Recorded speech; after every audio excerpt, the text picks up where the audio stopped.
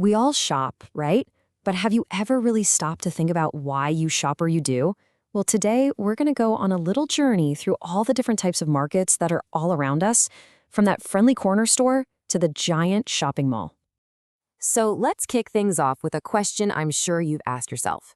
Why on earth does the exact same bottle of water cost so much more in a big, shiny, air-conditioned mall than it does at a simple little street stall? What is going on there?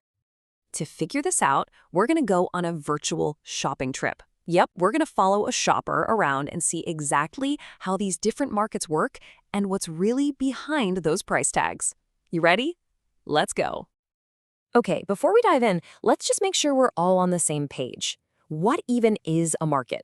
Well, it's pretty simple. It's any place or any kind of setup where buying and selling happens. It could be a physical shop, a huge building, or, as we'll see, something you can't even touch.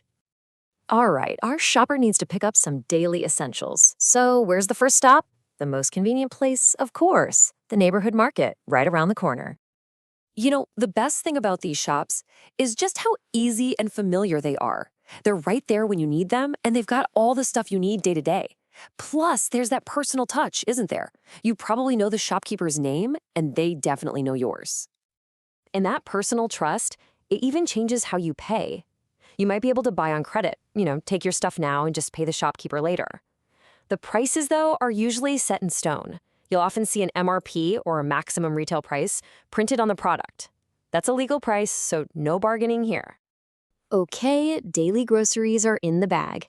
Now our shopper needs fresh veggies for the week, and they are officially on the hunt for a bargain. And that means a trip to a totally different world, the weekly market. Weekly markets just have a completely different vibe. They pop up once a week, turning a normal street into this super busy, lively marketplace. The shops are just temporary stalls, but they're packed with everything from fresh produce to clothes. And you'll notice, a lot of sellers have very similar stuff. And this gets us right back to our big question. Why is everything so much cheaper here? It's not magic, I promise. It's just some really simple, really powerful economics. Let's break down the secret. The secret is their incredibly low costs, what you'd call overheads.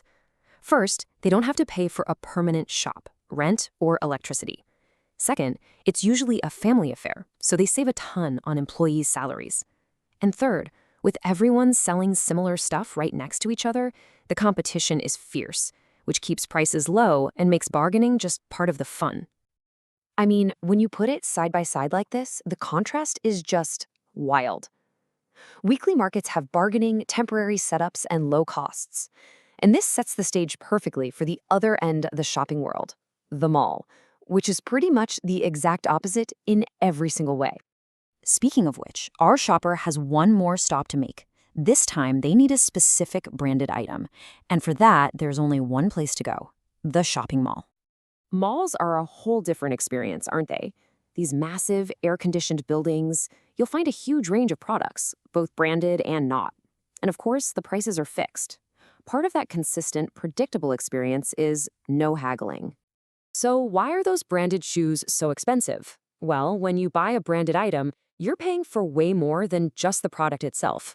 That price tag also covers the millions spent on advertising, celebrity endorsements, and all the work that goes into building that brand's image. Okay, so we've seen where we shop and we get why the prices are so different. But this brings up another question. How do all these things get to all these different shelves in the first place? To really see the whole picture, we have to zoom out and follow the secret journey of our stuff. This is what's called the chain of markets. It all starts with a producer, a farmer growing vegetables, or a factory making shoes. They sell huge amounts to wholesalers, who then sell in smaller, but still big, batches to retailers. Those retailers are our neighborhood shops or the stores in the mall. And finally, the retailer sells it to us, the customer. And in our world today, that chain can end in places that aren't physical at all. We all shop online, and some people even buy from salespeople who come right to their door. These are all part of this massive, ever-growing market ecosystem, which just proves our point from the start. A market is an arrangement, not always a place. So, what's the big lesson from our shopping trip? It's that this amazing variety of markets we see, it's not random.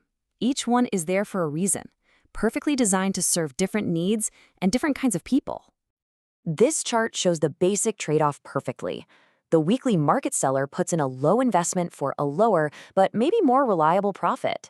The mall shop owner, on the other hand, invests a ton of money in rent and stock, taking a much bigger risk for the chance of a much bigger reward. Two totally different ways of doing business. In the end, it all comes down to this really simple, powerful idea. Different markets are there for people with different needs and different budgets.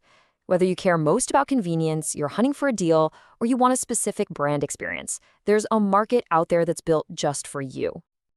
And that brings us to the future. Markets have gone from simple roadside stalls to giant malls, and now they live on our phones. So the final question is, what's next? As online shopping keeps changing everything, what will the markets of tomorrow look like? Thanks for joining me on this explainer.